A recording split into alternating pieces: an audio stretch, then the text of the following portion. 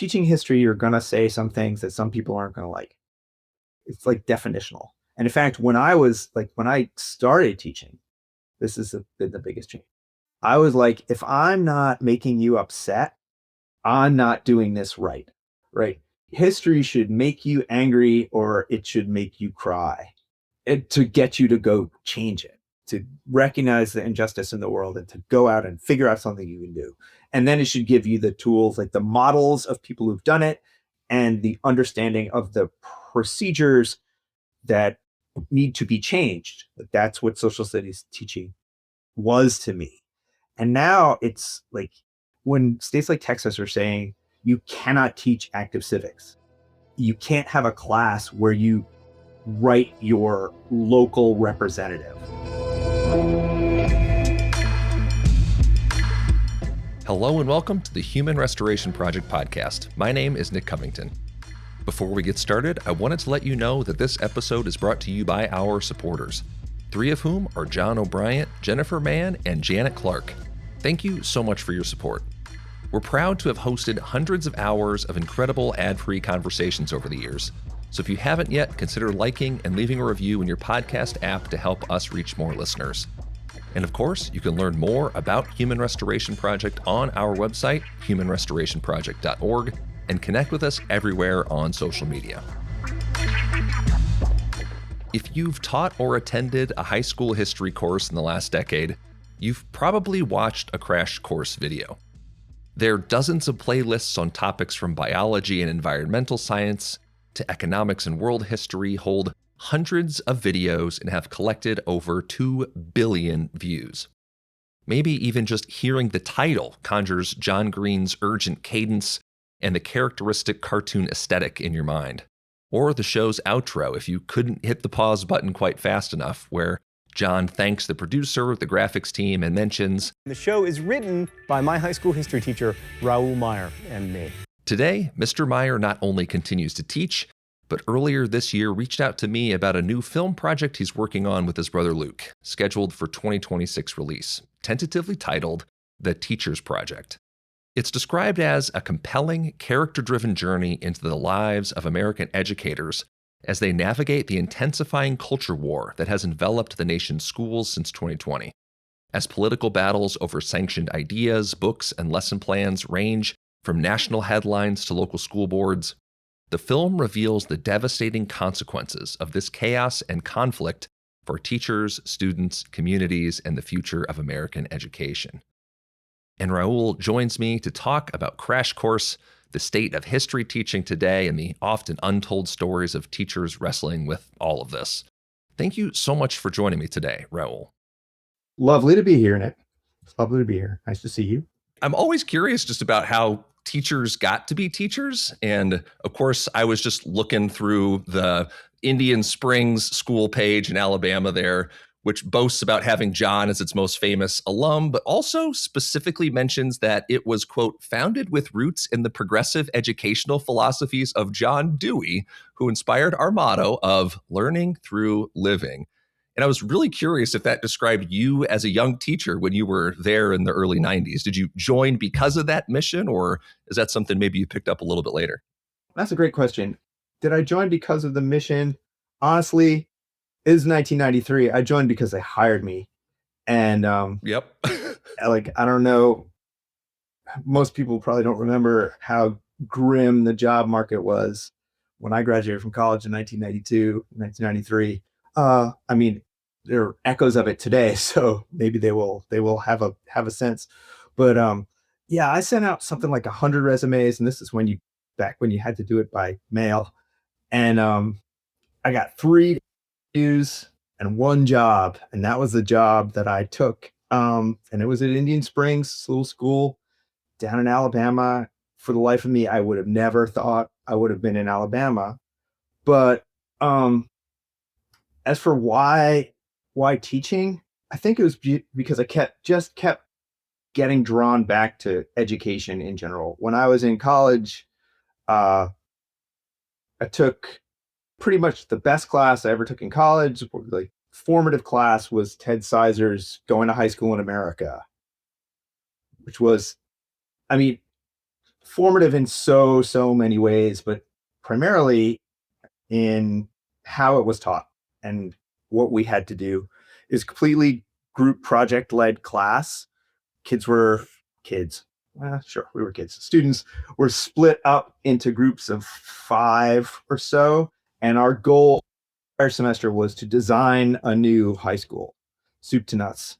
And this is the kind of class that for a lot of students was so all encompassing that like they would drop other classes or change the grading structure for other classes so they could spend more time on it. For us, it was a little easier because I took the class with 2 of my housemates, so we could talk about things like over breakfast and over dinner. And it was great. Interestingly enough, this is like a weird little aside, but in my sort of cohort of friends at college, 2 people became the leaders of teachers unions in two of America's largest cities. And I think at least one of them, probably both of them, took Ted Sizer's class. So, and I also then, my last class that I ever took in college was educational philosophy. And that's where I was introduced to John Dewey. So I read Experience in Education. I read and wrote a paper, probably a terrible paper about Rousseau and Emile. And I read, which like Emile papers, probably would like to revisit it because I think there's like a weird parallel between his version of the one-to-one tutor living in the wilderness and not having any social interaction and what we see with students today, either online and especially now with these new plans to replace teachers with chatbots for individualized instruction. Yeah, and so I was always really interested in education, but because I majored in something really impractical, the paths towards like public school teacher certification were sort of closed for me because of where I went to college. Not only did I major in something impractical, because there were no distribution requirements or any other requirements, I didn't have much of the what you would need to become a state certified in almost any state, which was pretty frustrating to me. You know, if I'd majored in history or English, I would have been okay. But I majored in classics because I liked history, English, and language. And like, unless I wanted to be a Latin teacher, and even then, like, it's there's not a huge market for Latin teachers, and not a lot of places where you can be certified as a Latin teacher. Not a lot of states. That's interesting that it pigeonholed you just toward the language and not necessarily towards the history and humanities aspect of it. Would that pathway be open to you, do you think, today for you as like a classics public school teacher or for people doing that today? I think in New York, there is a Latin certification. Okay. Which would kind of be fun if I were to want to go back to the classroom right now, just because I did teach Latin. And like my wife was a Latin teacher. And so like we used to have these huge arguments in my house about like the utility of teaching Latin. And I was always on the anti side, like, why do that? There's so much, but now I'm old, and it's not that I'm stodgy or anything, but I can actually see the value of the process that goes into learning Latin, because it's really stripped down, almost mechanical process of categorizing and memorizing very easily memorizable chunks and rules. Latin has a lot in common with math, and actually a lot in common with the really rudiments of computer programming. And so like, and we'll get to this later about like the perils of teaching now. Most parents and administrators don't really care about Latin, so that's kind of nice. I was going to say that would be a tough sell, I think, right? Let's make room in the schedule. Let's dedicate staff, class time, curriculum money to Latin, as opposed to, say, a programming language or a STEM course or something today. Yeah, I mean, I think that's sort of short-sighted, because for a number of reasons. Like Latin is a really good foundational thing to learn. I taught it in 7th and 8th grade, which I think is actually the perfect place to teach it, to teach introductory Latin. I wouldn't be so interested in teaching the higher level stuff because like there's only a few things in Latin that were originally written in Latin that I would like actively want to go back and read these days. I'm so curious, not to derail the utility of Latin, Raoul, but I've got to know because you mentioned Ted Sizer's the course and the challenge to, soup to nuts, reimagine what school looks like. What did you come up with? What did your housemates come up with? What was your vision for a reimagined education? It's hard to remember everything. I think it was very modular, right? In terms of the schedule. I think there was a degree of like, Ted Sizer stole Mies van der Rohe's motto, which Mies probably stole from someone else, if less is more. And so we had like fewer classes per day, maybe like three. It might have been more like a Colorado College sort of model where you would do a few things for a short period of time, then you move on, do another few things, except for language classes. We did include language classes and had them go all the way through, like because of the daily practice aspect of it. We wanted it to be fun, right? And somewhat student driven. I mean, it's interesting. The last school that I worked at was somewhat similar to this school in that structure, except that was as an Episcopal school, it was values driven, which I really appreciated because I had gone to Quaker school. Yeah, I love Quaker school. At the high school that I went to, I taught there for 9 years.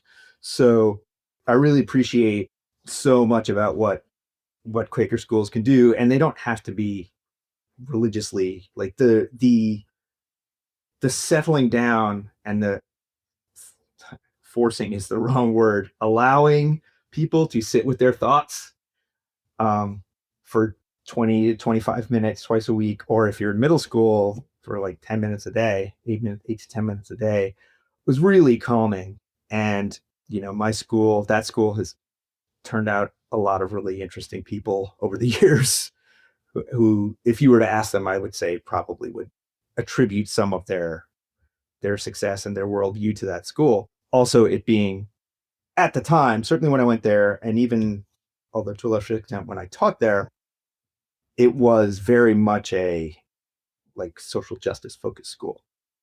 Given like it was, it was anti-racist before that was a word. It was obviously pacifist, like anti-war, all like, and what was drilled into us is like sort of a radical equality.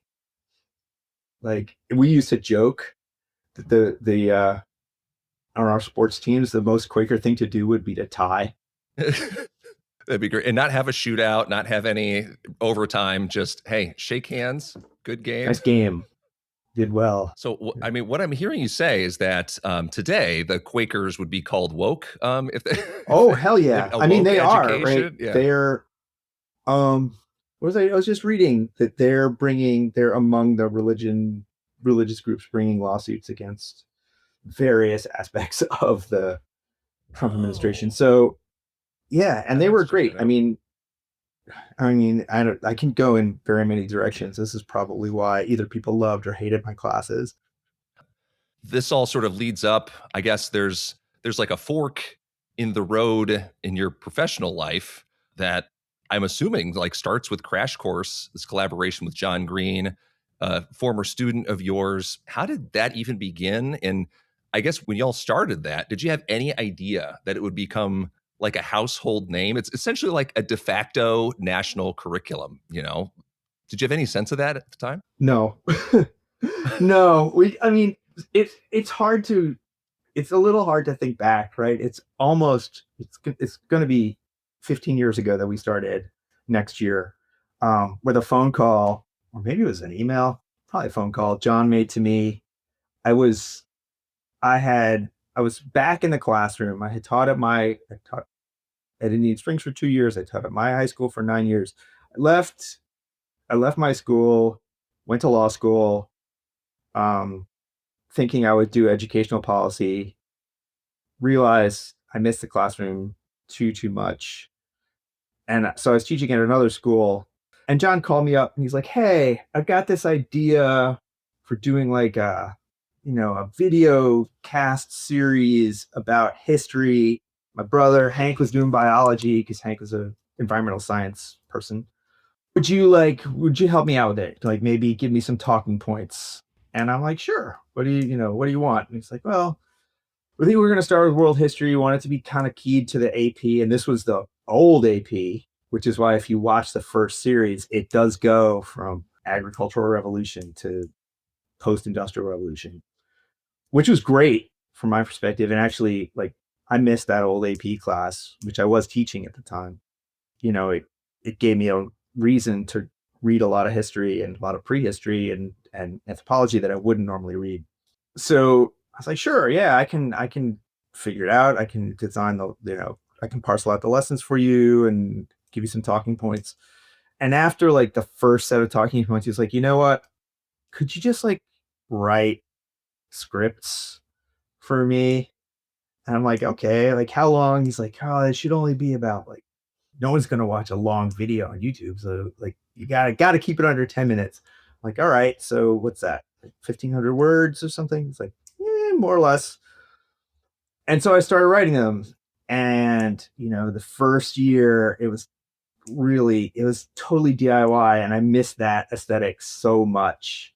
Right. I miss Danica's chalk drawings and It really has like a public service television, kind of thing. It'd be public access rather television. Like it'd be on at 8 o'clock in the morning or something on PBS. and it was great. Like it was so much fun. They were filming in like a warehouse with a all backdrop. I went to film with them one day, so like there is an episode for the people who really are like, crash course heads. I'm in one of the episodes and reading the credits, and I can't remember which one, but it's season 1. So for people listening, they have to go back through and skim through every single episode just to contribute the watch time to the channel. I think it's in the 30s, maybe. So I don't want to make you do all that. So yeah, and it was super fun, and it was way more successful than we thought it would be. And so John's like, yeah, can you do another one? Can you do US history? And I did US history next. And that's the one that has been the most influential, the most important. And I still think it holds up really well. Like, and it was, my idea in creating that course was like, I teach US history. I teach AP US history, or I did. Like, let's make videos that we can, if you watch them and you pay attention to them, you don't actually have to read the textbook. That was my goal, right? So that teachers could do other things with their class time or with their assigned readings. And I think that's where the mystery document came in, right? And I was like, let's do something like that. And then they asked me to do the government one, didn't narrate, and then I did another series of World History 2, which is kind of like, that one is like, what's Raoul interested in? Like what books is he reading right now? And so it's largely like your sort of ideas about books. Like there's one of my favorite ones, I think, is very heavily based on Mike Davis's Late Victorian Holocausts, which is about famines and droughts. And that one, I love that one. That was the only season where they made me rewrite one. What was the catch there? It was an episode around the book, which like last year or the year before, won the Nobel Prize in Economics, the Why Nations Fail book. And I hate that book because it's bad history. It's bad world history, and it sort of like purports to be encompassing world history, and it's not. Like it doesn't give China or India their due at all. Your script was taking it to task? Yes, my script was like overly critical. Yeah, okay. Basically it was like, this book is garbage as history, and they're like, you can't. Like, no one's gonna watch this. You can't write an editorial about why this book sucks as a crash course. Yes, I can't do that. They wouldn't let me do that, and so dang it. I mean, I think it still offers a critique of that book, but it's much more measured than my original script. I don't know if that was a big transition point for you. I don't know if you had been like a script writer in your life before then and just kind of dove into this. But now, I mean, you've kind of straddled that line parallel as a classroom teacher and sort of engaging in this public history project together. What do you think has been, I don't know, the biggest change in how you've seen that work over the course of your career? I did it for about 6 years, and there was one year where I did it full time, but I was also in graduate school again. I've been in graduate school far too many times, and I was working on a curriculum piece to it, but Crash Course had shifted a little bit. It had become a lot bigger than that original DIY, and there's a lot more editorial content. And one of the things about it is, as successful as it's been, other than the ad revenue, it really hasn't monetized, right? And that was from the get go. John and Hank were like, "We're not charging for this. We're not going to make money off this," which was great, right? It was free. It's been free forever, but it also ended up sort of limiting what we could do as ancillary materials. And there were like licensing issues and partnerships. And I still like that DIY thing. Like as a teacher, I was constantly making my own materials for students and for myself. And so, and like, I mean, I think there's a enormous degree of hubris involved in that, but like, I think I make good educational products for my students. I know they work for my students, but I don't know how widespread they would be. But in terms of the like far-reaching aspect of it, I'm really glad one of, if not the most commonly used classroom materials for teaching US history. The AHA did that study 2 years ago now. And like, it was gratifying. It was humbling to see that we're right up there. And that was, the goal, right? More than the textbook. That was the plan. Like all history education, this, like I said, it's 15 years old. It really needs updating. I think that'd be a lot harder now. The economic pressures, the pressures of censorship would really militate against the needed updates in terms of just how much history has changed and how much we talk about history has changed. There should be like a mini series talking about why the 1776 project is problematic, right? And talking about some, there are concerns about the 1619 project, but like putting it in its context to refocus or to generate conversation about what US history has been, especially for students, is necessary. And I think it would be really hard. I mean, I know it would be really hard, right? There's states that deliberately outlaw any discussion of the 1619 project, but like, what are you going to do? How, like, even if you put it in a series of videos, if you ask the students to watch it, first of all, they're going to be watching at home. Then their parents are going to be like, what is this trash what is this indoctrination that your teacher is assigning for you to do for homework?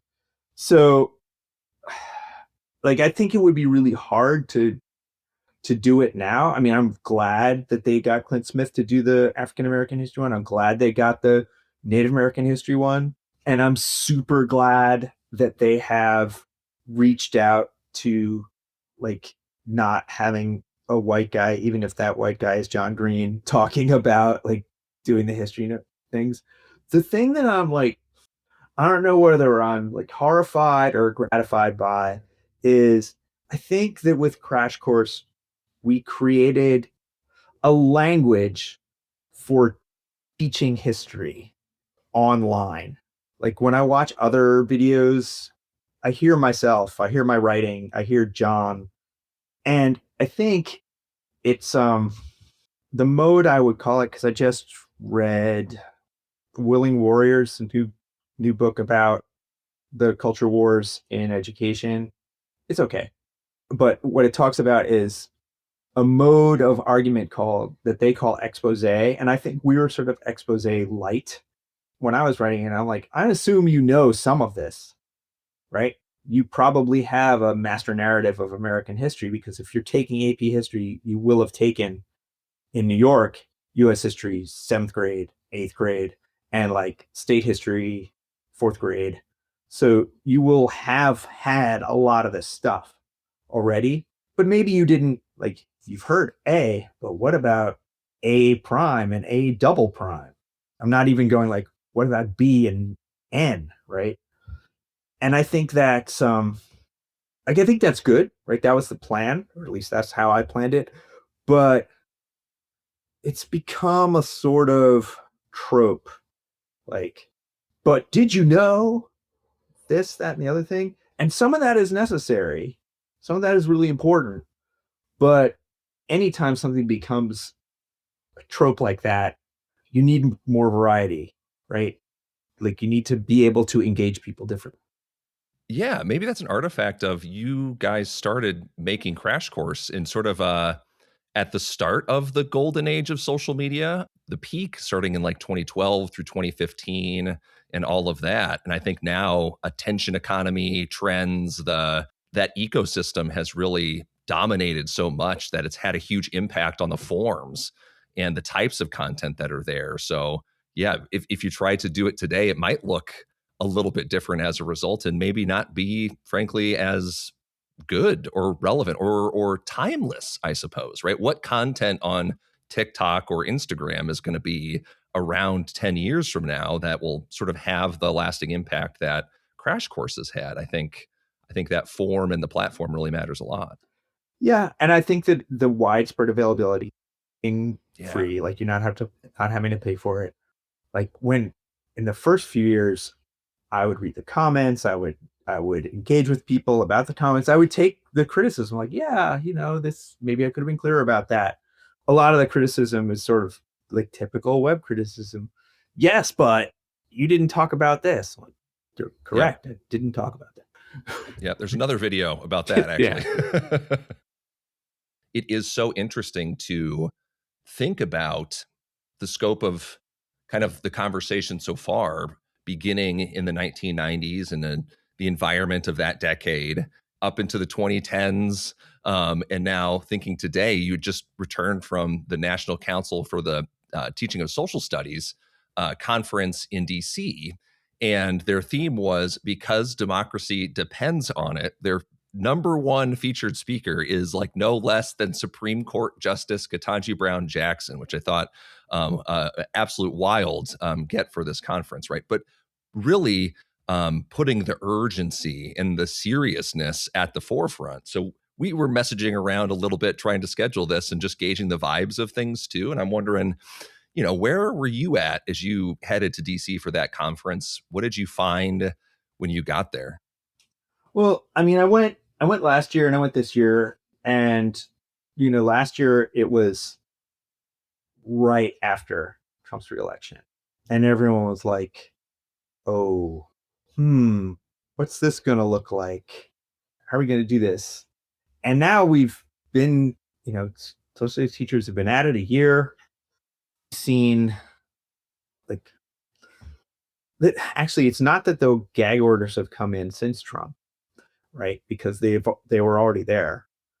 They were sort of foundational for the second administration to come in. But the chilling effect that is a big feature of our film, it's really pervasive. And one of the sessions I went to was co-hosted by the NCSS, the head of the NCSS and head of the AHA. And it's like, how are we teaching in these perilous times? And of the people who spoke, the universal understanding of these times is that teachers are really scared. Social studies teachers, they're really scared, and they don't know what to teach. They're they try to stick to the standards and hope that the standards will insulate them from criticism. But there's so many extra pressures on them that just didn't exist. How have you either heard from people or seen or experienced yourself like those pressures? What are teachers doing in response to that chilling effect or self censorship, or how do you see that manifesting? it sort of depends on where your stage in your career and where you were teaching. But, even, you'd think if you were in the bluest of blue states, you would feel a little bit more secure. But because of social media, because of the efforts of, I don't even, I can't say whom, even if I knew, because it's sort of this amorphous, semi-organized online universe that will pick up any story that seems to fit their narrative of these woke teachers are destroying America and like turning our kids trans and making them hate the United States. It will get picked up, right? It's like the New York postification. I'm in New York, and like any time a teacher does anything that smacks of classical liberalism, it's like, can you believe this teacher did this, that, and the other thing, blah, blah, blah, blah. And like some people make careers out of it. Like they go from complaining about such and such a school, especially in New York, it's private schools, because the Post just loves to tear down really super rich liberals. So teaching history, you're going to say some things that some people aren't going to like. It's like definitional. And in fact, when I started teaching, this has been the biggest change. I was like, if I'm not making you upset, I'm not doing this right. Right. History should make you angry, or it should make you cry, to get you to go change it, to recognize the injustice in the world, and to go out and figure out something you can do. And then it should give you the tools, like the models of people who've done it and the understanding of the procedures that need to be changed. Like that's what social studies teaching was to me. And now it's like when states like Texas are saying you cannot teach active civics, you can't have a class where you write your local representative. That's like a staple government class activity, right? I think like my colleague right across the wall, when I was teaching, ran that every semester with his government class, right? No issues. Democrats, Republicans, independents alike, just engage in action civics. Texas outlawed it, made it illegal. Right. So if you're a teacher, right, long career teachers, they figure out what works and they try to keep doing it, tweaking it a little. And if they've totally given up on that, trying to take away things like that, tell you what you can and can't teach, or as many of these laws, as the courts in many of these states have shown, like these laws are overbroad, and they're deliberately, I mean, I wouldn't say they're deliberately overbroad. I think they're deliberately based on, most of them are based on an executive order from 2020 that is a political document, and it actually refers to government contracting, not to education. But like it's vague enough that you don't know what to do. You're like, and especially the key part is that you can't teach anything that, I'm going to paraphrase, but that makes people feel bad. And like, people are going to feel bad. People are going to feel bad because of what you're teaching, because of their understanding or misunderstanding of what you're teaching, right? Because of something a classmate said that they didn't like, and the teacher didn't respond in a way that they feel was like affirming to their belief system. And that did not used to be a concern, as much of a concern. At the NCSS conference, like that was prevalent when you would talk to teachers, but not so much in like, I think everyone is like everywhere is just terrified of AI. And so there's a lot of discussion about, well, how are we going to deal with this with AI? And my answer, because I'm old school like that, maybe this is me being a classics teacher, is, hey, books are great. They're a technology that's lasted for a really long time. You don't have to worry about your electricity or your internet connection or Cloudflare going down if you just crack open your book. And my kids go to public school and they, you know, even their English books, like they still have class, library bound classroom copies of English books that they have to turn in when they finish them at the end of the Got their year. names on the little roster at the front, Exactly. I mean, they don't have to cover them with grocery bags like I did, but Yeah. which I was talking about this with someone. I actually miss that because it was a visceral expression of shared resources and of continuity, right? There was something about looking in the front of the book and seeing who had it, and if it was like your friend's older brother, like 4 years ago. Nowadays, you say, "Oh, it's not the most up to date information, and it's terrible." And if you're still using textbooks from 25 years ago, it is terrible. But if you're cycling them out every 5 years, at least in history, right? You're probably gonna you'll get new scholarship, and you'll have this thing, this object that you can look at, and the teachers will be also a little more sympathetic about what they're what they're going to assign, because personal experience, like teaching and I only taught social studies, and this is again why Latin's so great. Latin doesn't expand; it just stays. There's new Latin textbooks, but there's a bonus for teaching a dead language, I suppose. Oh yeah, it's great. No new words. So thinking about like those barriers that teachers have, in my experience talking with teachers, the self-censorship is huge. They just say, well, I'm not going to do this year. Not because a directive or an order or the principal said that they couldn't, just they know that there's like an ambient, level of fear. They don't want to rock the boat. They don't want to make waves or anything else. So I'm not going to do X, Y, or Z. And I wonder, like, getting towards action, or I guess towards something, what are teachers filling in the gap with, understanding that the theme was because democracy depends on it, and knowing the importance of this and trying to get there? What have teachers identified as like the gap between because democracy depends on it and also my employment might depend on me leaving this excerpt out and teaching a different thing instead? I mean, I think this particular school year, it's really hard. And like NCSS was one of the conferences I've gone to. I'm probably going to go to the Civics one in Philly in March as well. And I went to Civics Day or Constitution Day in DC in September. And there's institutional responses, which are overall very cautious, and perhaps rightly so, right? People don't actually know what the administration is going to do. And right now, they're not exactly sure how the changes to the Department of Education and the funding systems are going to impact what they're doing in their class.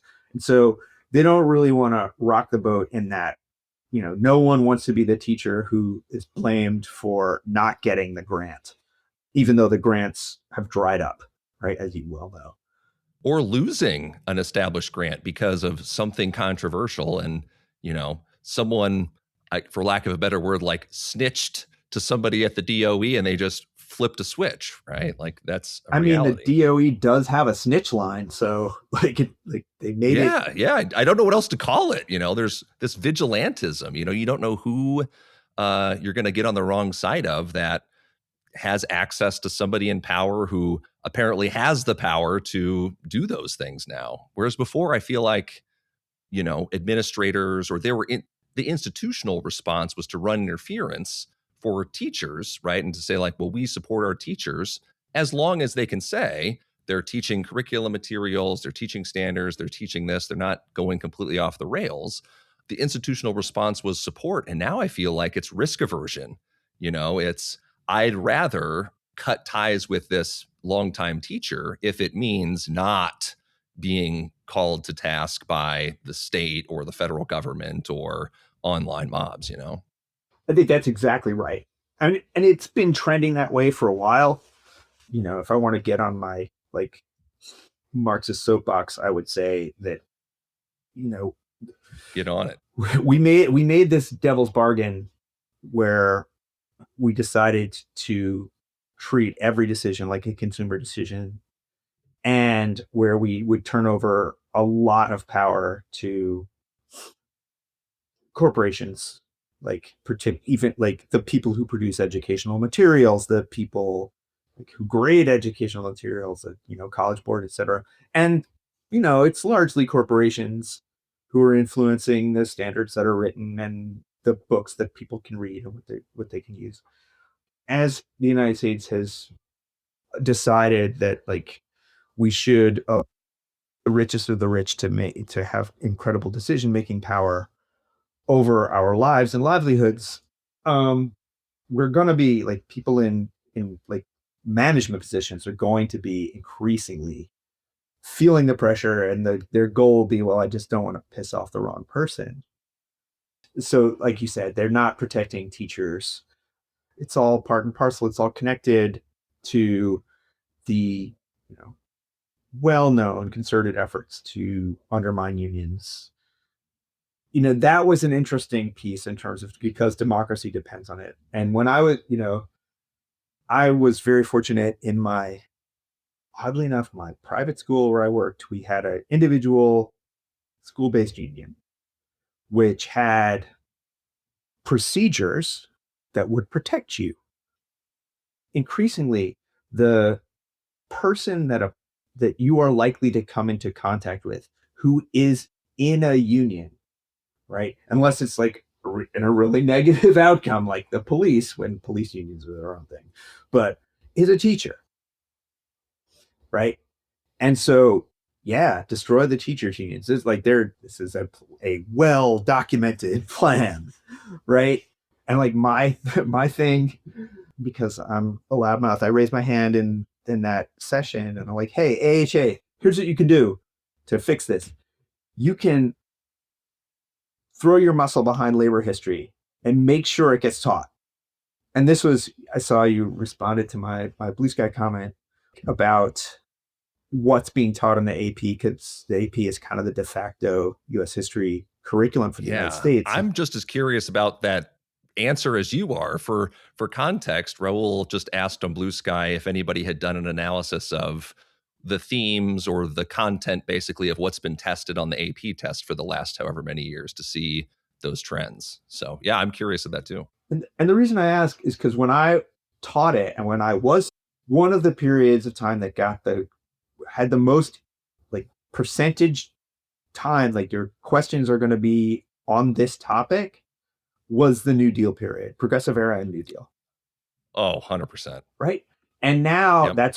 that's now one period of time in the AP periodizations, 1890 to 19. Good periodization, but it's only 10 to 17% of the test, which is just like every other period, except for like, the 1492 to 1607, right? Which is 4%, or 1980 to the present, which is another 6%.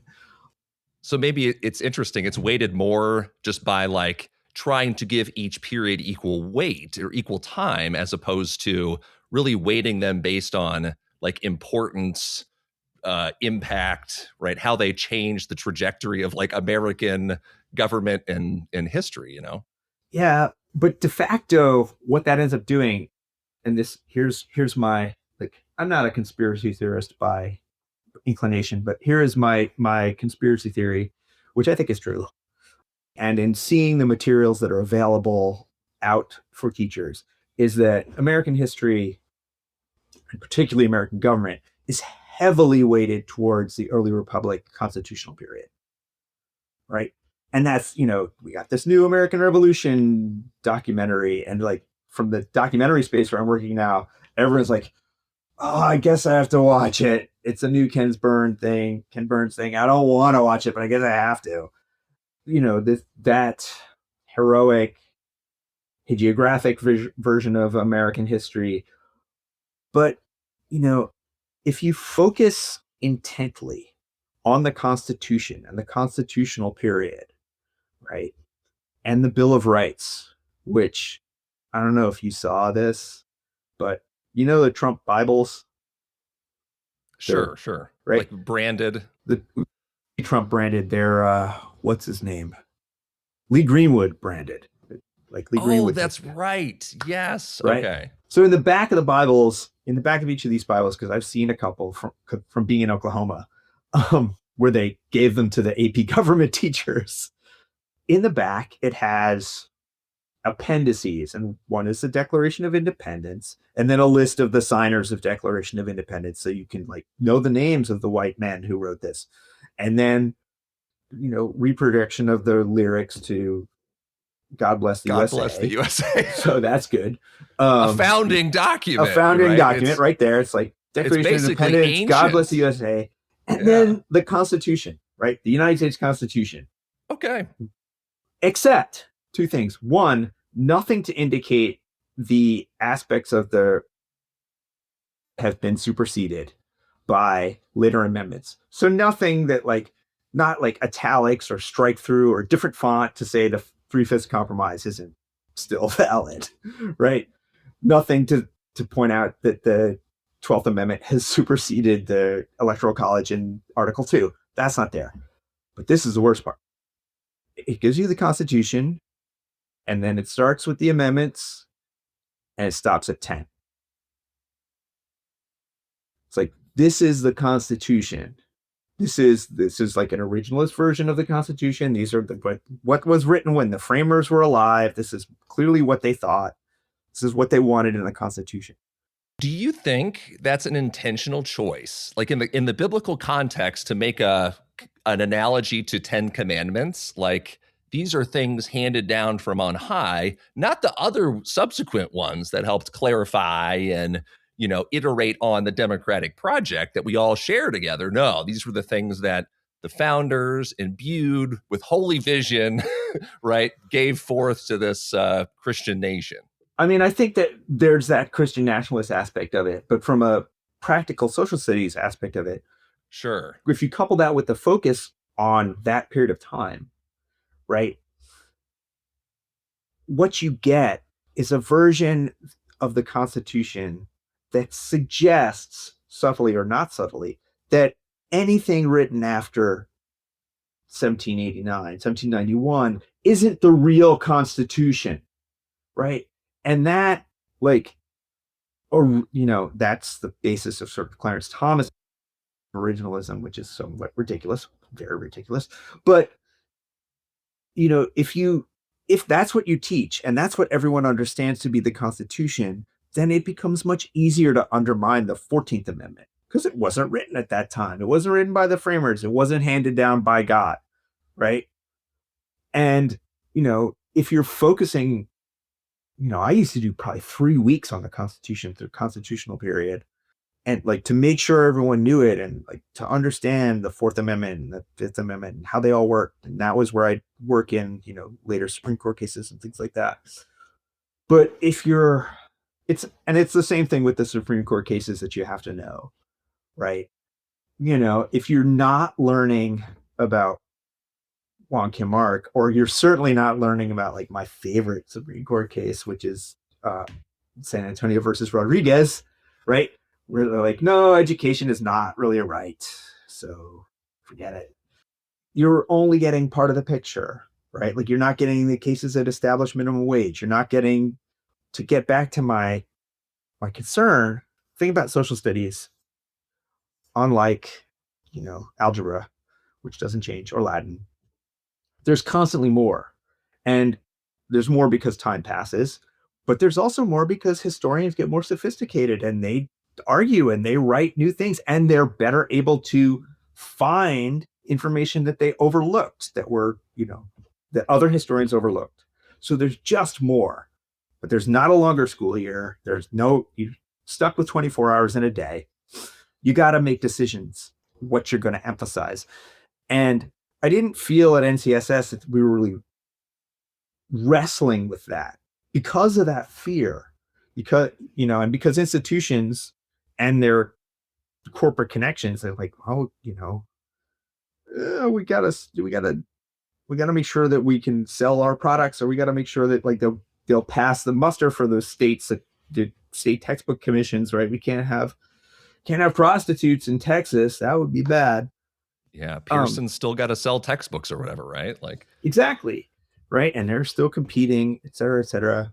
And like, this is another thing, I've started teaching social studies 32 years ago, right? And like, it was just at the very beginning of the world history, like the shift from Western to world history. My first job, I was hired to teach Western Civ, and then in the summer, and there were only 3 people in the department. The guy who's head of the department was like, "Yeah, I'm reading a lot about this world history stuff. We really need to get more into it. You do it." So I had to revamp the second year. I'm doing all world history, like the first half, right up to 1450 or whatever it was. Which honestly, very ironic considering your background in the classics. You were teed up to teach Western Civ, man, and they pulled the rug and said, "No, here you go." It was the right move. I'm not defending. I'm saying it's the right move, but that really undermines your expertise there. Right? Like, Yeah. I'm like, all right, I'm gonna read some Confucius now. I'm gonna dig into the great. Ramayana. Like, I'm gonna look at the Arthashastras. I'm gonna do all this stuff, right? I'm gonna teach a lot more about Islam than I had been, and I loved it. And then there was like this internet boom because I went back to my first graduate degree was in communications technology and education. It was like the very like 1995, 1996. The promise of the internet to change education was so in the air. Like, teachers are going to be creating stuff that's really meaningful, and there's going to be all these simulations and active learning things that you're going to do. And then, and money that was being like federal money, state money that was being filtered into creating resources that teachers could use, right? Especially in terms of finding primary source documents that you could easily edit for your students, like for your student level, for what you were teaching, for the lesson you were trying to do. And I did that all the time. And then like last year I was teaching world history. I was teaching a lot of things. And some of those I went back like through my many years of digital notes and also through websites that I remember, and they're just gone. Like, those materials aren't there anymore because the money, like, we thought, oh, once you put it up, it's there forever. But like, the money to actually keep hosting these things and updating them and making sure the links work and making sure they're compliant with new browsers, that wasn't there. And so these things are gone. And it's sort of a sad, I mean, it's related to Crash Course. To me, it was like the era of like the information that you need to be this like tinkering DIY social studies teacher, and your ability to find it because search engines are broken and the information is gone, right? It's so what I end up doing when I'm teaching is I go to my books of primary sources and I type them out myself and I edit them like away, and it takes forever.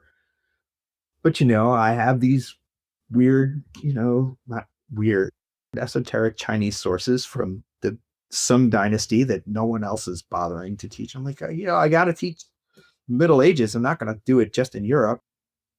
There really is an interesting, I don't know if it would be ironic, but right here, you are someone who participated in a movement to make online education, right, more accessible to people, of course, in the video format. And right now here talking about like this sort of return to analog. I think it's really mirrored a lot of other teachers that I've talked to who, got Google certified, had really early on in their career leaned into a lot of technologies and now have sort of returned.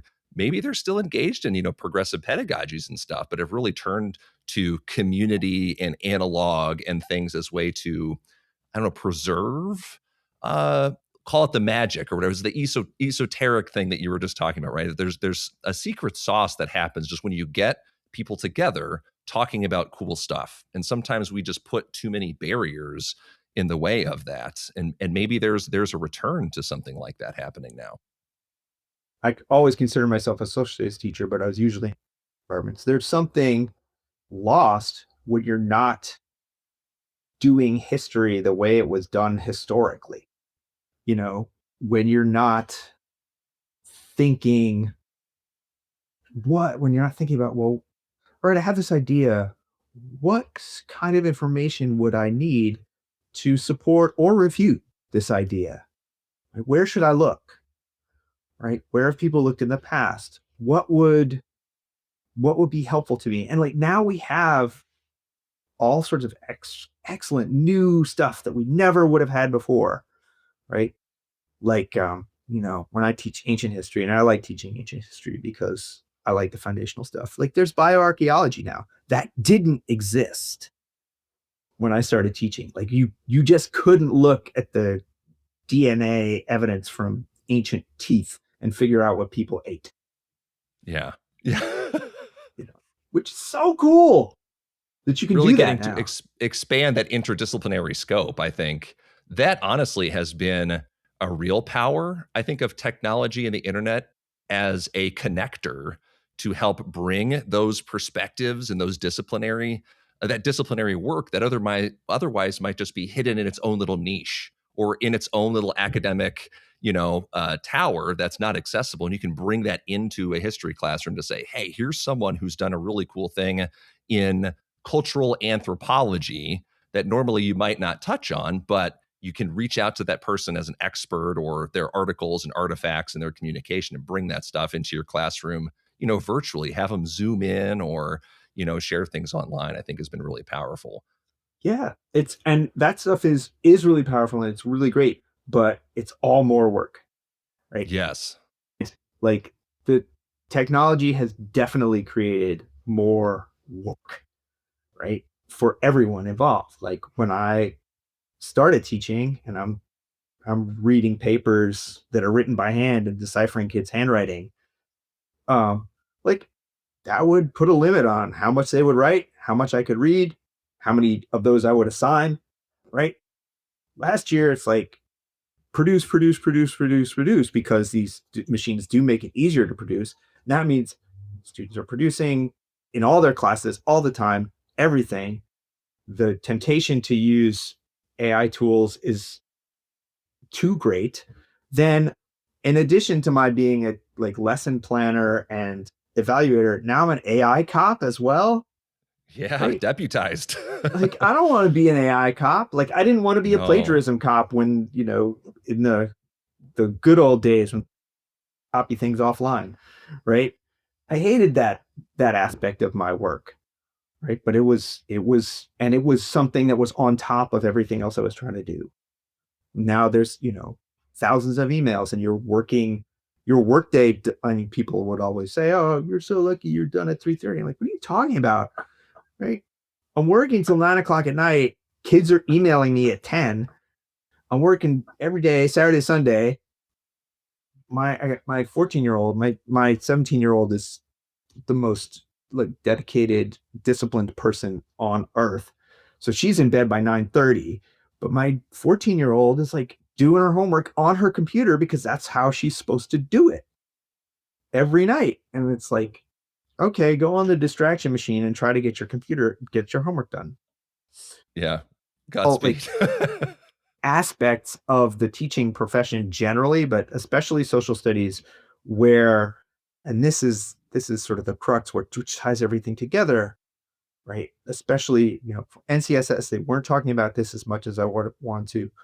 Our film, when we talk with social studies teachers, it's like we have learned, and the standards have, and the materials have, vision of American history and government and how it works. And now you look outside your window or you look on your phone, because who looks outside windows, and what the national government is doing in most cases contradicts what is in your materials to teach. And you're in a bind because you want to teach in social studies students to understand the world that they live in. And you go to history to understand how we got to here to a certain degree, although some history isn't really helpful in that at all. But the Constitution says this, that, and the other things: checks and balances, federalism, separation of powers. This is how the Supreme Court works. They give decisions, right? They're considered. They give legal reasoning. You teach the kids to read the legal reasoning, and now you have shadow docket decisions which contradict previous precedents or the idea of precedent altogether that undermine checks and balances, undermine separation of powers, undermine federalism, right? And you're supposed to teach, what are you supposed to teach the kids? Like the textbook version of how America is supposed to work, or the version on their phone which says, oh yeah, due process, what's that? Right? You can ship immigrants wherever you want, right? Like you, and then you have to go back like, well, what's deportation? Well, deportation is sending a person who doesn't have protected status or legal status back to their home country. Well, then why are they deporting Kilmar? Why are they deporting him to, where was it? Tunisia? Uganda? That's not deportation. A third country, yeah. Right? That's third country rendition, right? That's extreme rendition like we used to do. I mean, like we did during the early golden age of the global war on terror. Right? We'll just put you in a hole somewhere in like Guantanamo Syria. and a black site somewhere. Right? And then you have to teach about that. We talked to teachers in social studies teachers in Oklahoma. Right? That's where I saw the Bible. That's right. I found out about the Bible and I saw it. Which I was going to mention this at the time. This is a complete offshoot. I hope it doesn't derail anything. But I went to that website and there are currently 12 different editions of that Bible that range from $65 to a signed edition, which is $1,000. But in between, there's the camo edition. There's the First Lady edition, the Vice President edition. There's the pink and gold edition. there's all kinds of branded Bibles that you can get on GodBlessTheUSABible.com. Not a podcast sponsor, but I just wanted to throw that out there.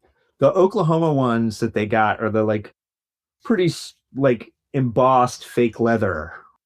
And so like we talked to this social studies teacher and he's teaching AP Gov. He's like, well, I don't really have to worry about things like this. And like when the new social studies standards, which thankfully the Supreme Court of Oklahoma have overturned or stayed, well, they haven't overturned them actually, but like, say they can't go into effect. The ones that said, you have to teach that the election results of the 2020 election were controversial. Like that was in the Oklahoma state standards. And you had to mention the biblical foundations of the United States and like, I think it was 40 different places. And the teacher we talked to in Oklahoma was like, I don't really have to worry. Teaching AP government, that's not in the AP standards. And honestly, I don't think my US history teaching friends are worried about it either, because who gets to 2020 in the course of a US history class? But that was in the standards. And this is another aspect for being a social studies teacher. Like you're trying to follow the standards, you get new standards, like they come out, they approved them in February, they came out in August when you're trying to plan your lessons, and then the Supreme Court stays them in October. Like, what am I supposed to teach? Oh yeah, you're trapped in the middle of this political tug of war. Especially since, right, there's so little teaching of how state and local government works in social studies. And it's perfect. Like you could design government class or state and local government unit around what you're supposed to teach in that unit, right? What the standards are, where they come from, who approves them, how the money is, everything. But that's not done. That's probably, if you were to do it, Johnny would come home and complain to his dad. We learned about why'd you vote against the bond issue? We learned about bond issues in class today, and we want more, we want a new gym floor, and why'd you vote against it? Like, what kind of communist stuff are you bringing home? It sounds like a gateway to action civics, which we know is verboten in Texas, so we can't do that. As I mentioned in the intro, the Teachers Project is your upcoming documentary film. That's the working title. It's going to have a different title when it comes out, but thank you. Yeah, but it's in collaboration. I love this idea. It's a family project with your brother Luke. tell the listeners what that's about and why did you guys decide to tackle this together now? So my brother and I have been looking for like a documentary project to work on for a while. He's a career documentary filmmaker. He's been doing it since like his first big documentary. It's 20 years old this year. Which is amazing. You should go see it. It's about live action role players in Baltimore in 2005. It's called Darkon. It's amazing. It's so good. And I'm learning a lot about the film industry, which right now is a nightmare as well. So my brother and I are looking at for things to do. He's interested. We have kids the same age. Our dad was a teacher for a very short period of time, like for 3 years before I was born. Luke's mom, we had different mothers. She was a teacher. She's actually my teacher. She was my kindergarten teacher. Weird, but okay. Small world. Yeah, it's very small. New York is the world's largest small town. It's crazy. Yeah. So he's like, you're a social studies teacher. You have been a social studies teacher. What are you hearing about these teachers who are like being persecuted, losing their jobs, and like what's behind it? What's going on? What's behind it? I'm like, I don't know that much about it, but it's something, I want to look into, right? And this is, we started the initial like researching process in 2023. So Biden administration, which is interesting because a lot of the attacks on teachers did not begin in the first Trump administration. They began in the Biden administration. And as a history teacher, like I'm big into dates, and I'm like, gotta know your dates. It's very important to put things in sequence. This started because of COVID, because like that's where Moms for Liberty started in Florida, because like parents were upset about their kids in school and what they were seeing in their classes. So that's, March 2020. Summer 2020 is George Floyd and the Black Lives Matter protests, and a racial reckoning that had begun prior, right? People had, especially in New York City, like there was a whole movement in private schools, which then ended up getting picked up by the Post, about like the experience of Black students in these fancy private schools. And the schools were like, yeah, this is bad. We got to do something. So you're getting DEI training, you're getting like curriculum review, like necessary curriculum review. I'll be honest. I was like, why are you bothering me about this? Like, I've been doing this for years, right? Like I said, my social studies teacher, I'm very proud of this. My 11th grade US history teacher, I was in 11th grade in 1987 because I'm old. 1987 was the year that the first series of Eyes on the Prize aired on PBS. 1987, right? So good. And like sight unseen, my social studies teacher is like, I've heard about this. He may have seen some screeners or something. He's like, you got to watch this. This is your homework, right? This is your homework. And like my social studies teacher, he was a mild mannered. I'm going to give a shout out, Charlie Blank, amazing. I love him. Perhaps not the best teacher I ever had. Definitely the best like man I know, like in terms of models of affirmative, appropriate masculinity. Just the greatest man. And like so mild mannered, never tooted his own horn. I found out because I went back to work with him later. He graduated college in 63, and then he went to go teach at Tuskegee. Oh, really? In Alabama. Wow. In 1963. Okay. Right? And like he never would talk about it. It's not a thing he brought up. But like he got his PhD in Reconstruction history. Like he's like, my claim to fame is that I am footnoted in Foner's original Reconstruction book. That is a claim to fame. It's legit. It is. And like he was amazing. And in these sorts of like very, very quiet, subtle ways, like anti-racist teacher. And he was one of the first people who's like, there's always a press for us to teach African American history, but I don't want to do it because African American history is American history. It's the same. It's all the same stuff. And you got to include it. Like you can't separate it out as like a thing you just need to do. So anyway, so that's been my approach always, like in Yeah. teaching history, especially teaching American history, right? Like American history is women's history, it's workers' history, it's a history of immigrants. It's like it's not just the industrialists and the politicians. So there's that, but there's also like what's work? What does a work life look like for everybody? That's what's going on. That's when you bring in labor history. Like this work is terrible. Why is it terrible? Oh, because my boss is terrible. Well, let's do something about it. Right. And so I was always teaching like that. Like that's always been my like it's sort of a touchstone of my teaching. And so when the racial reckoning happened, I'm like, actually, I've toned down my anti-racist teaching because like, I don't know if you ever saw, it was a exhibit and it was a book of the lynching postcards. There was an exhibit that was on display at the New York Historical Society in the early 2000s. And I was like, okay, here's an assignment, kids, go look at it. Now I probably wouldn't do that today, right? Because I know I'd get in a lot of trouble. And that was a thing that sort of struck me as like, we're more cognitive, but we've been doing this work for a long time. Just to zoom in a little bit, because so many of our political battles are fought on like the abstract, but along the way, we've been talking about all these really intimate, personal stories that have impacted teachers, students, schools, classroom practices.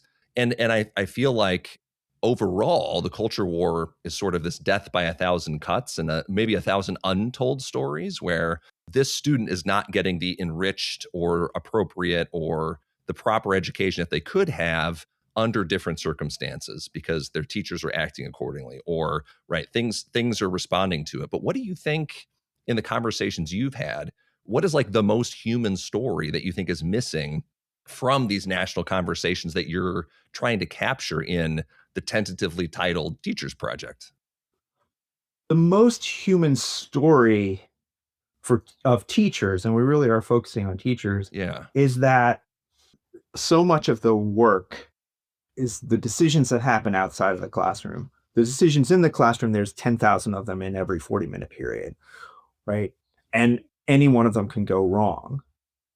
But then there's 100,000 decisions that go from, what am I going to assign? When am I going to assign it? How am I going to follow up with the student? Great. And like, what sort of grace am I going to give this student? Because like we're shooting with teachers in Chicago, and it's like kids don't come to school because they're afraid to leave the house, want to get picked up by ICE, right? And that is not something that teachers had to deal with 10 years ago, but now teachers do.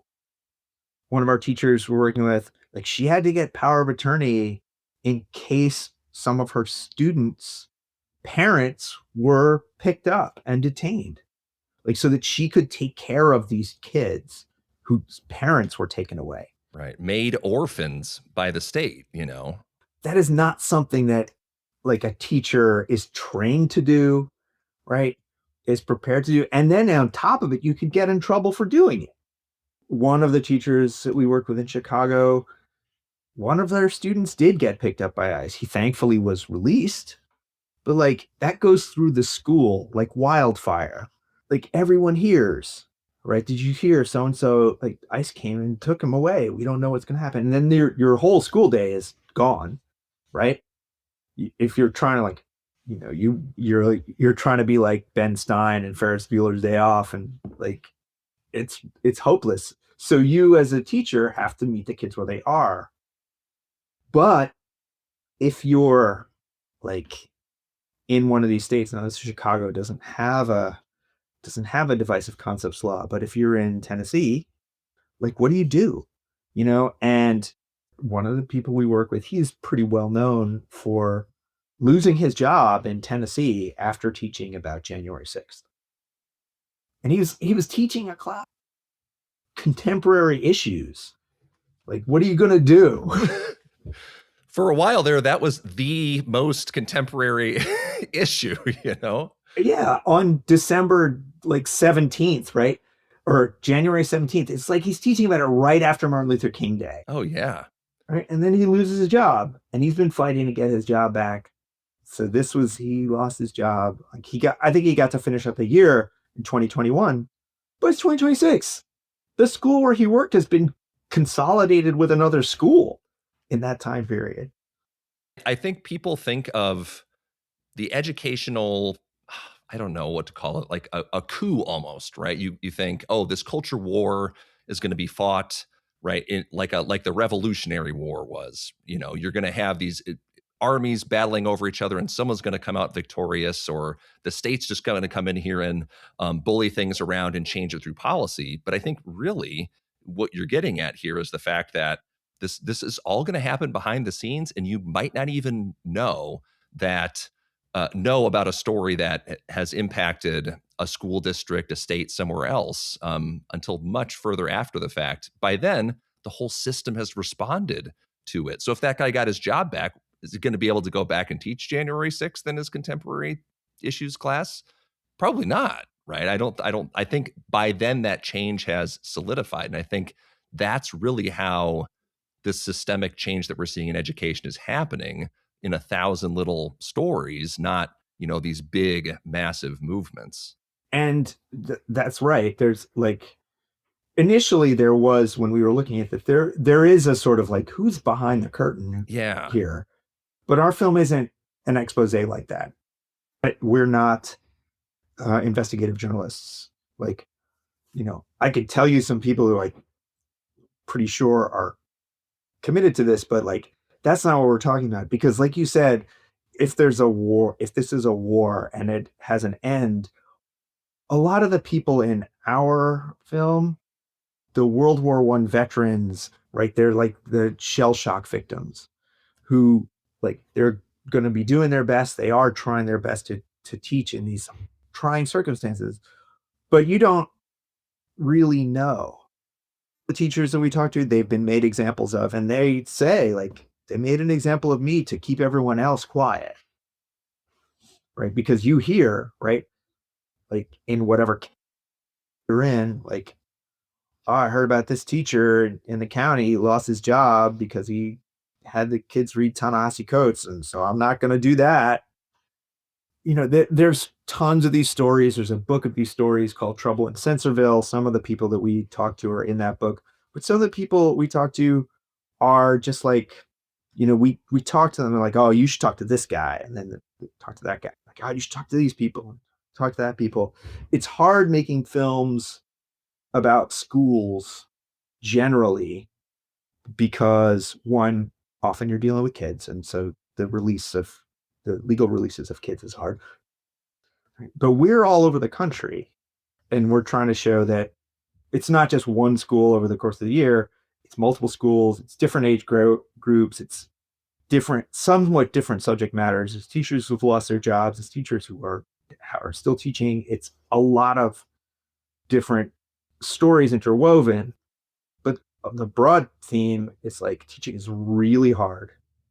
It has become much, much harder since COVID for a host of reasons, like some of which has to do with, right-wing political actors, that they were going to use schools. Steve Bannon said it on his podcast, like, we're going to win the school board elections, and that's how we're going to get, to state house elections.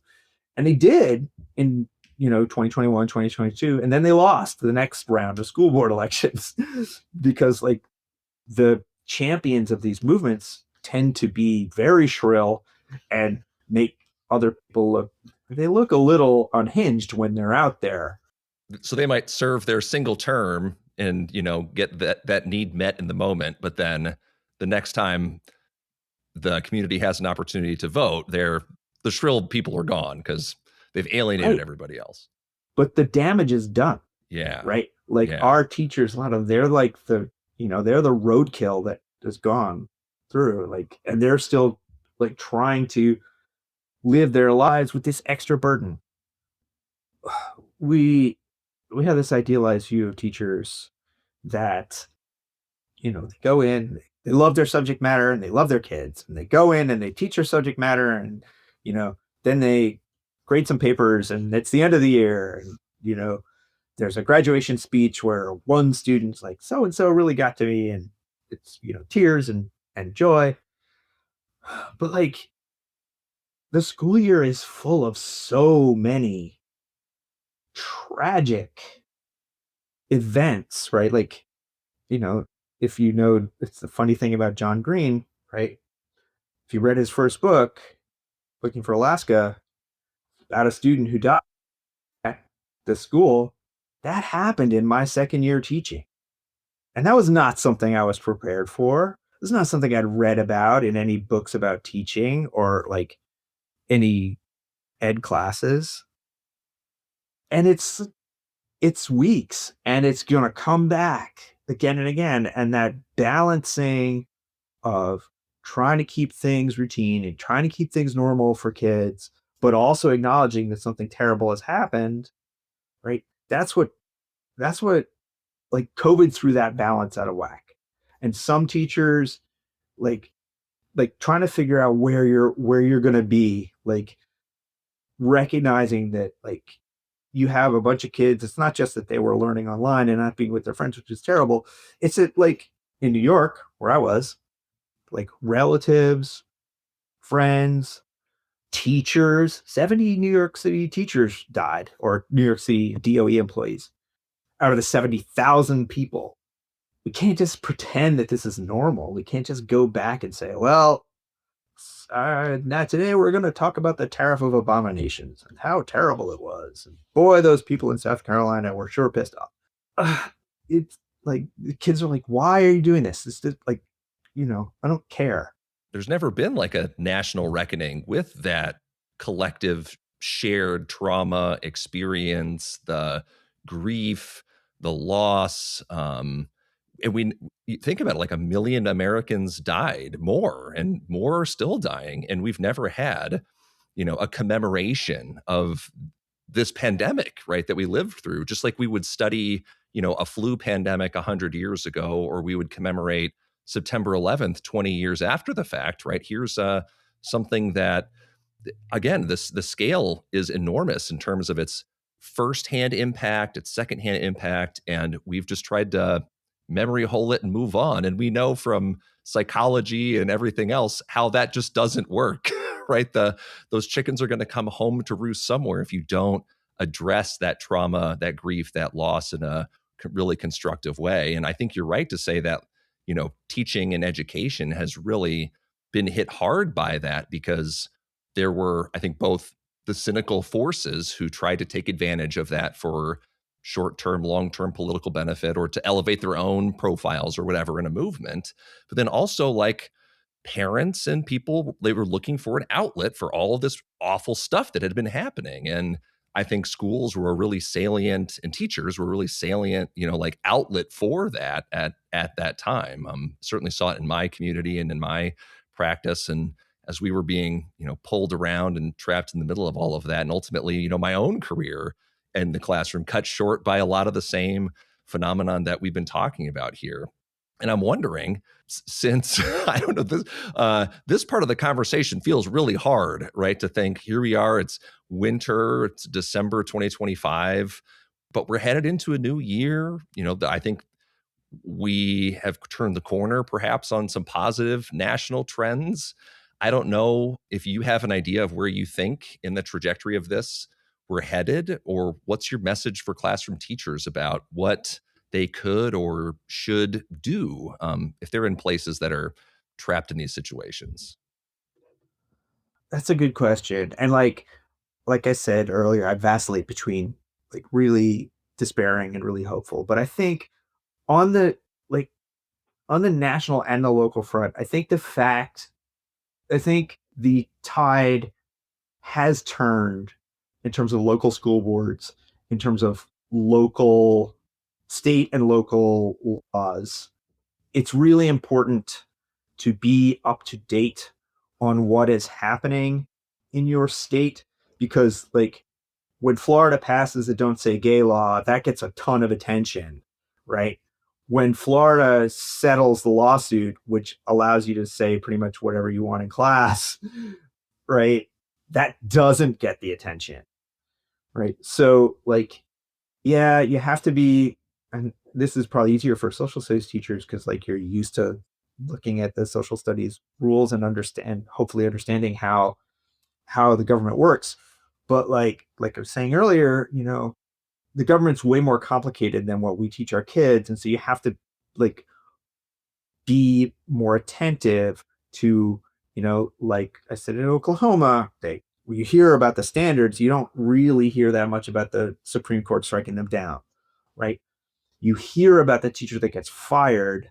You don't hear as much about the teacher who like they try to fire them, but the administrative procedure and the union protections actually work. And you hear about the Moms for Liberty winning their elections and going to school boards and like yelling about whatever books they're yelling about because people yelling at books make viral videos. You don't hear about the school board like, and we're voting on the budget like we have to do, and we're actually going to add new specialists, and we're going to spend a little more money on mental health counselors for a lot of our kids. The thing that I have the hardest like time getting a handle on is the special ed stuff, because I with the destruction of the Department of Education, I'm really really worried about that. Like I like the initial thought about moving all special ed funding to HHS under RFK Jr. seemed like a nightmare. Like a person who doesn't believe in students with disabilities, like, or thinks that their disabilities are their own some personal moral failing. And especially like someone who's related to Ted Kennedy, who helped push through the Americans with Disabilities Act. Like it's nuts. But I think there are broad trends that are hopeful. What I would say is the story that gets a lot of attention isn't the whole story, right?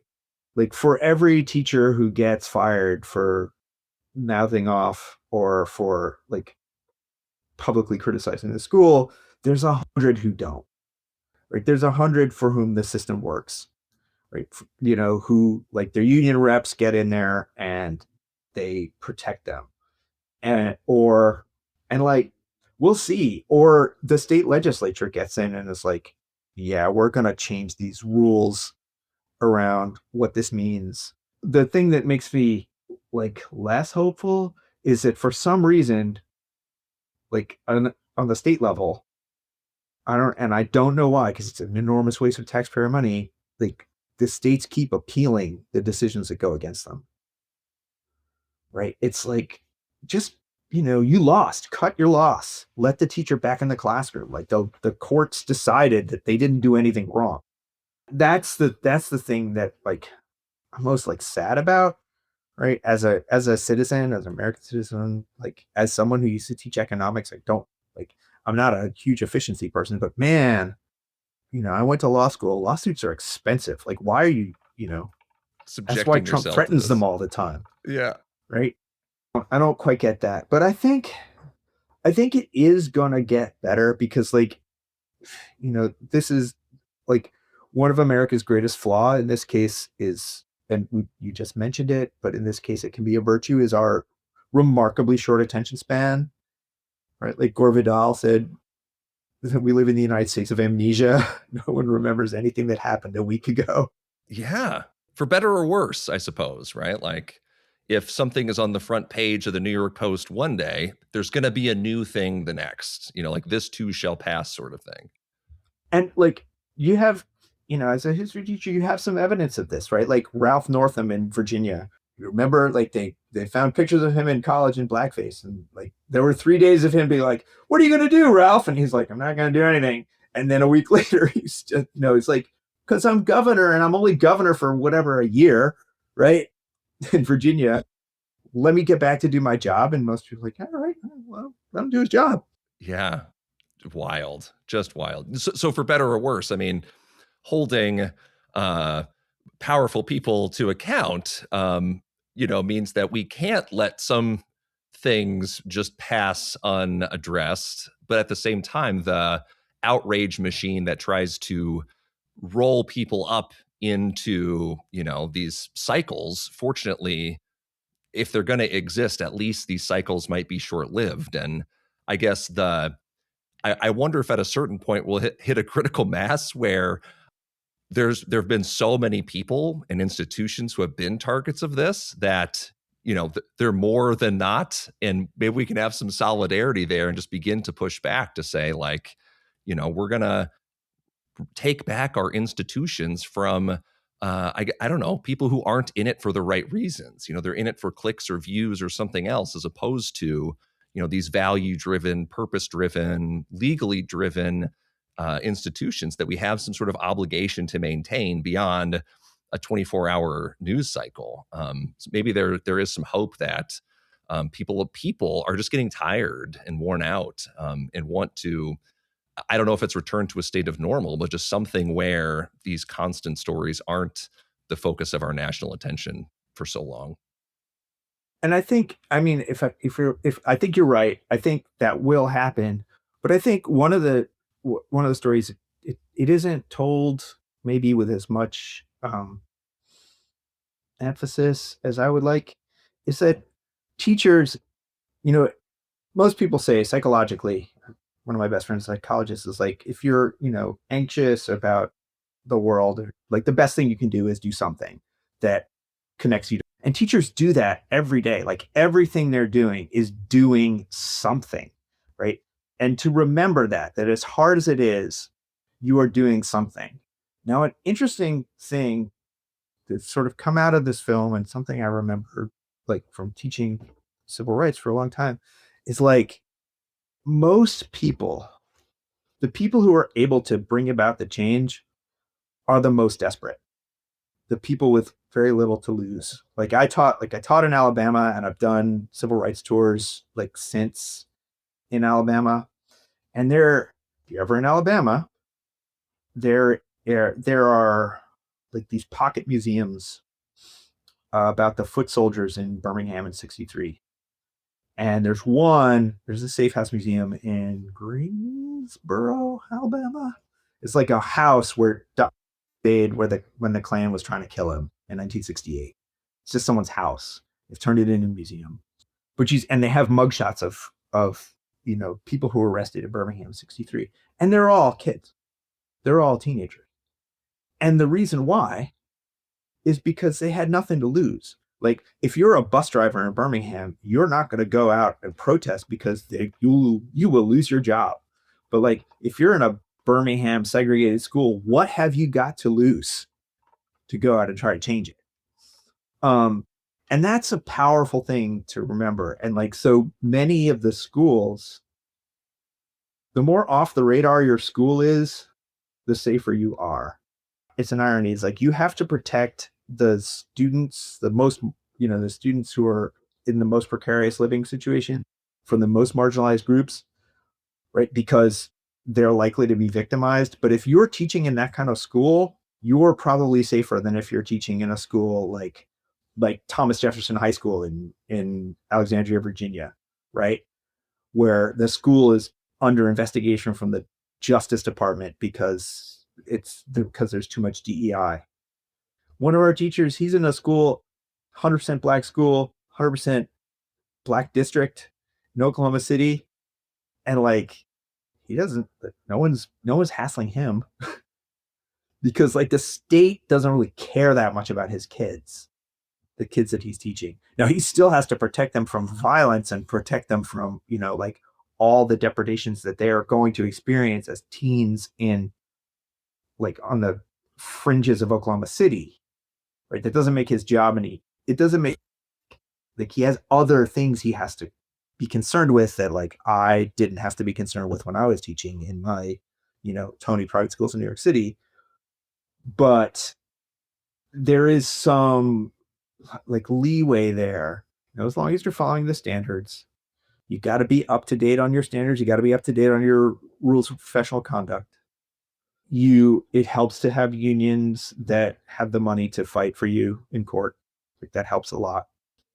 The through line, Raoul, that I was thinking about here is like taking an inventory of, your own professional capital, right? And personal capital, and see how you can leverage that in, if it's just closing the door and leveraging that in your classroom to be the best thing that you can for kids, and not let those, outside forces take advantage of, what you're doing there, then fine. If you're a big tall white guy or whatever, and you can go take a public stand and speak at the school board, maybe you should do that, because you're going to be less likely to be targeted by these different groups or organizations or whatever. So find a niche, find those places where you can either make room for other teachers to do work behind closed doors, or to be a public face, or to get involved, like you said, with some sort of movement at the local and state level that is trying to take a stand, do the right thing, to teach good, true, whole history. I think there's a lot of different avenues there. And I wonder too, Raoul, if there's a place where, absent Crash Course to find, your scripts from the 20 teens, is there a place where you'd prefer people either who want to find out about the upcoming film project, or connect to any writings that you might have, or other musings on social studies, teaching, and other topics? Is there a one-stop shop for Raoul Meyer? So the easiest way is to hit me up on Blue Sky, because I'm on there far too often, and I'm Guilty. happy. When I'm happy to give teachers stuff that I've made. Keep an eye out for Luke and Raoul Meyer's title to be determined movie on teachers. Our hope is we have a really multi-layered rollout plan, but one of the things that we would like to do with this film is, because it has social studies components but also has teacher components, we'd like to show it in universities. We'd like to show it at teachers, particularly for teachers training. This isn't usually a part of teacher training, but we'd also like to have PTAs show it as for fundraisers, for a nominal licensing fee, you can show the film as your fundraiser. And fingers crossed, if everything goes according to plan, we're going to do probably a limited theatrical release in the fall. We want this film to be done by fall 2026, so that it can be part of the conversation for the midterms. There is this aspect to it. Fingers crossed, we're going to take it on the road to various places that my brother and I will do talkbacks. If we're going to almost definitely go to the various places that we filmed, so we can have the people who are in the film talk about their experience, because people, teachers like to talk, as you can tell. We've been on for a couple hours. Teachers love talking. It's true. I could tell that you missed the classroom, Raoul. So, I miss the classroom. I miss the give and take with students. I don't miss faculty meetings. I don't miss learning management systems. I don't miss assigning grades to papers. I actually kind of do miss reading them. I liked that back and forth. What I miss least is my department chair or supervisor saying, "Can we talk?" Getting that email. That email, we need to touch base. Can you come and see me in my office this afternoon? It's It's never good. A supervisor is never I just want to come in and say, I heard you had a great class today. Yep, exactly. I heard it was amazing. The kids were all talking about it. Never happens. I don't miss that. Yeah, that lingering doubt. Well, it was never a doubt. Your supervisor never wants to talk to you about something good. Oh yeah. Well, I just mean what is it? Because it's going back through the last whatever. Worst. Yeah, it's what was it? An email? Was it something I did or didn't do? Was it something a student said or did? Was it something what? Going through your Rolodex of anxiety. At least that's what it was for me. It's horrible. Raoul, this time was magical, and I so appreciate you spending it with me. I'm sorry you're going to have there's so much to edit. I was just going to say, you've given me 8 hours in Adobe Audition next week to get this thing out, but it's all good. I'm really sorry. No, I've got it more or less down to a science at this point, but I thank you so much, man. It was great talking with you, Nick. Thank you for inviting me on. Thank you again for listening to our podcast at Human Restoration Project. I hope this conversation leaves you inspired and ready to start making change. If you enjoyed listening, please consider leaving us a review on your favorite podcast player.